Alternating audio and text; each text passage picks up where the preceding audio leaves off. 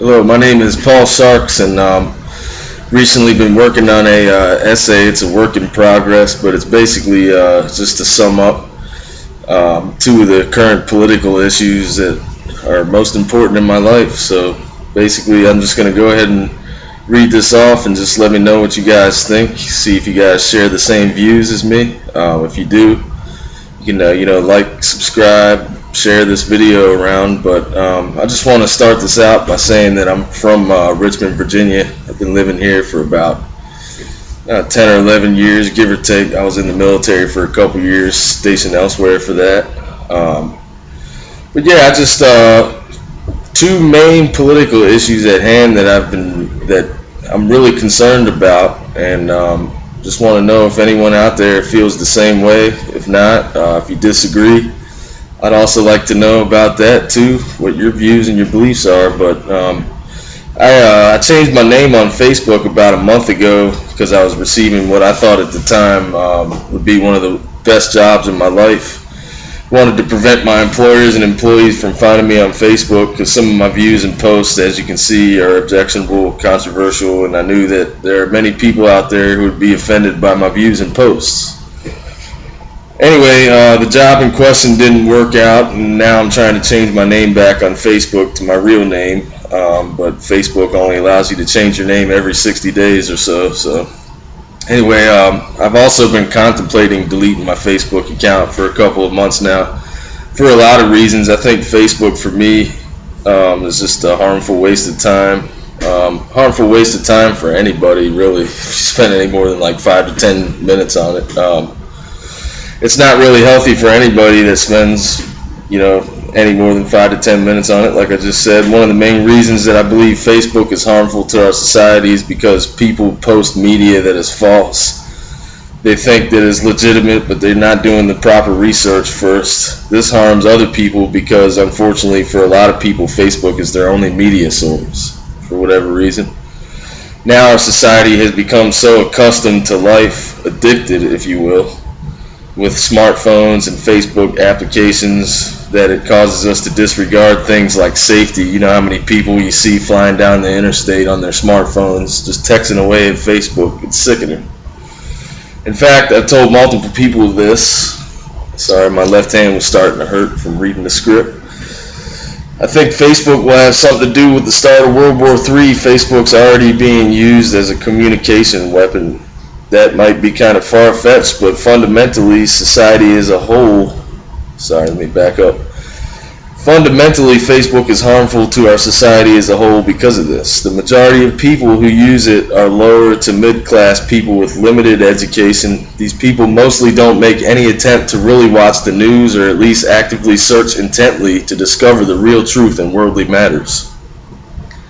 Instead, they believe what they see on Facebook. At least 90% of statistics that are posted in Facebook are false anyway.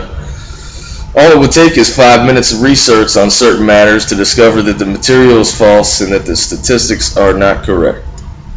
I'm about to give you the best example yet of how Facebook, in conjunction with real media, is harming our country. The current race wars and racial tension is directly being perpetuated by media, which we all know is controlled by the government. Let me get this out of the way. First of all, anything that has to do with white men helping or saving black men, you will not see on the news anywhere. It flat out just doesn't generate ratings or revenue for any media corporation. I have personally witnessed multiple incidents in my city. Like I said before, Richmond, Virginia is where I'm from, or been here for 11, 12 years. Recently, I've witnessed multiple incidents in my city where white police officers have saved black people's lives. If you find me on Facebook, I'll post my link to my Facebook page down in the comments section. You see some of my recent Facebook posts which reflect what I just said. Not a single one of these incidents has been broadcasted by any mainstream media company, or as far as I know, any media company or corporation at all. Racism, for the most part, is a hoax created by the government to keep us divided, and the government uses the media to deliver this hoax. If it isn't a hoax, then it is definitely something that is dormant, and we are usually not affected by it until the media starts broadcasting things that have to do with it. I live in Richmond, Virginia, where black people outnumber white people. But we are not racist towards each other, at least not from my own two eyes, my perception of it. We're like next door neighbors, friendly next door neighbors to each other. The racial tension only develops and people start locking their doors and putting up fences only when they start seeing stuff on the news that has to do with white supremacy or white cops killing innocent black people. Last Wednesday I heard a couple of gunshots about 2 blocks away from the place where I work. A couple minutes later we watched as multiple police officers ran across the street. As I was driving by 5 minutes later, I saw a black man who appeared to be shot in his right shoulder.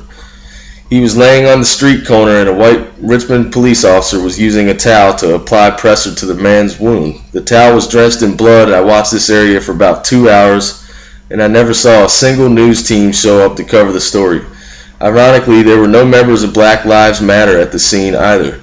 Just a couple days before this, there was a Black Lives Matter protest in the middle of 95 southbound in Richmond. The protesters had blocked the highway during rush hour. One of the signs that one of the protesters held up said, "Silence by whites is violence by whites." Long story short, the media was all over the scene like white on rice. As humans and Americans, we need to start making sure that everything hits the news so that way we all know the entire story. If I don't delete my Facebook account, then I would like to start broadcasting more material that has to do with people helping each other more. I think if people did this, I think the notion of hate and racism would definitely decline. It's just a cynical aspect of humanity to always show interest in things that have to do with killing or hurting one another. On a different topic, the United States government has created a war on drugs that has failed immensely. Some of the federal American drug laws are causing millions of people to lose their lives around the world every year, especially in Mexico. Okay? The amount of Mexican cartel-related murders and crimes continues to increase exponentially every year. Here's why U.S. marijuana prohibition contributes to this. I don't know the exact amount, but I know that it is at least a couple $100 million of Mexican marijuana is being purchased by Americans every year. Americans are buying a couple $100 million worth of marijuana from Mexico every year. That money is going straight into the hands of the Mexican cartels. The only way that this problem can be resolved is if America repeals its criminal laws that deal with marijuana. If marijuana were decriminalized, we would start producing our own crop, and by default, we would no longer be supplying the cartels. It really is that simple, in my opinion. A couple $100 million a year lost without a doubt substantial enough to cripple the cartels in their operations. The amount of crime and murder would decline in Mexico, and obviously marijuana crimes in the U.S. would be no more. Look at a state like Colorado where marijuana has already been legalized. There are hardly any marijuana dealers. Customers can get it cheaper at dispensaries, and drug dealers are unable to deliver it more affordably than a legal dispensary sells it for. Colorado and other green states are now raising millions of dollars in tax revenue from it. Now they are all putting that money back into the statewide education systems and medical research. In my opinion, marijuana laws here in these states are counterintuitive. Think of it like this. A red octagon stop sign that you'll see on every street corner. We all know that there are way too many stop signs at certain intersections. We can remove some of them and surely put yield signs in. A stop sign is a typical example of our government concluding that we as citizens are not intelligent enough on our own to navigate through a traffic junction without being told specifically what to do. Sorry, it's kind of a run-on sentence. I got to proofread this better. We are not smart enough to make it through on our own without causing a collision. Therefore, our government has to tell us how to go through the intersection, and so they install stop signs. Our current marijuana laws are very much similar to this. Our government does not think that we are intelligent or responsible enough to use marijuana. The majority of Americans, in all actuality, support the decriminalization of marijuana. Most of these people that support it don't even use it. Unfortunately, they support it, or they say they support it, but since they don't use it themselves, they could really care less if it becomes legalized or not. It is not high on their priority list. This causes political inactivity, which is not good. Someone is only actually supportive of decriminalization if their actions show that. This is the number one reason why marijuana is still illegal. This country consists of hundreds of millions of people who say that they support it, but for whatever reason it isn't important enough to them to enact political and judicial change, probably because they don't use marijuana themselves. The level of awareness in regards to the medical benefit of marijuana is nil. Since marijuana is only a Schedule I controlled substance, the DEA and the FDA are only permitted to do limited medical research on it. A great advancement in medical knowledge and practice would be allowed if the DEA or the government would reclassify it as a Schedule II controlled substance, because then more medical research would be permissible. I have read somewhere recently that this is actually getting ready to happen by the end of this summer, which is great. It is just a shame the U.S. drug laws that we have here. Do you know that there are a multitude of substances that you can purchase legally in any tobacco or head shop that are far more addictive and harmful than marijuana? These are substances that the FDA has not done research on yet, and there's a drug called kratom that you can buy over the counter, which is almost as strong and addictive as heroin. It's called kratom. You can get it in any smoke shop or head shop, just about. Kind of expensive, but pretty addictive. Yet you cannot buy a bag of pot in this state, even if it will save you from going blind. I personally, I don't really like to admit a lot of personal facts about myself, but I feel it's necessary to help me prove my point on this matter. I've had optometrists tell me in the past that my usage of marijuana is preventing damage to my optical nerve. I have a condition called ocular hypertension, which is basically high fluid pressure in my retina.